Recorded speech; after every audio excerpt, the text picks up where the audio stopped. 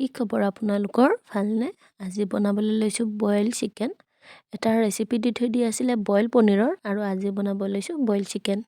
এয়া দেখিছেনে, এটা নহৰু, অকণমান আদা, দুটা শুকান জলকীয়া, চাৰিটা কেঁচা জলকীয়া আৰু দুটা বিলাহী মই এনেকৈ পুৰি লৈছোঁ।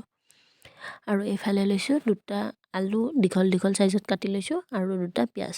আৰু মাংসখিনি আপোনালোকে গৰম পানীটো ধুই ল'ব পাৰে, কিন্তু মই অকণমান বইল কৰি লৈছিলোঁ। আৰু এয়া পুৰি ৰখা বিলাহী দুটা, লগতে আদা, নহৰু, কেঁচা জলকীয়া, শুকান জলকীয়া এইখিনি খুন্দনতে খুন্দি লৈছোঁ। আপোনালোকে মিক্সিতো খুন্দিব পাৰে, কিন্তু মিক্সিত যিহেতু বেছি মিহি হৈ যায়, সেয়েহে মই খুন্দনতে খুন্দি লৈছোঁ। আৰু এয়া দেখিছেনে, গেছত কেৰাহীটো পাতি দিলোঁ আৰু কেৰাহীটো একদম ধোঁৱা ওলোৱাকৈ গৰম হ'ব লাগিব। আৰু মোৰ কেৰাহীটো গৰম হৈ গ'ল, হৈ যোৱাৰ লগে লগে ইয়াতে মই মাংসখিনি দি দিলোঁ। দি কিনে অকণমান লৰাই দিম। আৰু এইখিনি সময়ত মানে মাংসখন অকণমান লাগি ধৰা যেন হয় কেৰাহীখনত, যিহেতু তেল চেল নাই। আপোনালোকে বেছি দিগদাৰ পালে অকণমান পানী ছটিয়াই দিব পাৰে। আৰু লগতে দি দিলোঁ পিঁয়াজখিনি। পিঁয়াজ অকণমান সৰহকৈ দিব, মই আকৌ পিছত এড কৰিছিলোঁ, কিন্তু সেইখিনি দেখুওৱা নহ'ল। আৰু এনেই বইল চিকেন বাৰু বহুতে খাই পাইছে বা সকলোৱে খায়, কিন্তু সকলোৰে ৰন্ধন প্ৰণালীটো বেলেগ বেলেগ। কিন্তু মইনো কেনেকৈ বনাওঁ তাকে বোলো আজি আপোনালোকৰ আগত শ্বেয়াৰ কৰোঁ। এতিয়া মাংস আৰু পিঁয়াজখিনি অকণমান সময় এনেকৈ ঢাকন লগাই লগাই অকণমান সময় ভাজি থাকিব লাগিব। আৰু এয়া দেখিছেনে, মাংস আৰু পিঁয়াজখিনিৰ অকণমান কালাৰটো চেঞ্জ হৈ গৈছে। আৰু এতিয়া ইয়াতে দি দিব লাগিব আলুখিনি, কাটি ৰখা আলুখিনি এতিয়া ইয়াতে দি আৰু অকণমান সময় ভালকৈ ভাজিব লাগিব। এতিয়া লগতে লগতে দি দিম খুন্দি থৈ দিয়া আদা, নহৰু আৰু জলকীয়াখিনি। আৰু লগতে দি দিম পুৰি ৰাখি থৈ দিয়া বিলাহীৰ পেষ্টখিনিও দি দিম। দি এতিয়া এইখিনি ভালদৰে আকৌ ভালকৈ লৰাব লাগিব, মিক্স কৰিব লাগিব। কৰি পুনৰ ঢাকোন লগাই লগাই আকৌ 2 মিনিটমান সময় ভাজিব লাগিব। আৰু এইখিনিলৈকে মোৰ ভিডিঅ'টো কেনেকুৱা পালে জনাবলৈ নাপাহৰিব।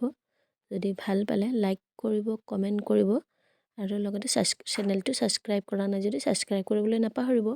আৰু এনেই কিন্তু বইল ৰেচিপিবোৰত হালধি দিয়া নহয়, কিন্তু যিহেতু আমাৰ ঘৰৰ মানুহখিনিয়ে তেনেকৈ অকণমান বগা বগা হৈ থাকিলে বেয়া পায়, সেয়েহে মই অকণমান হালধি আৰু অকণমান জিৰা গুড়ি দিছোঁ।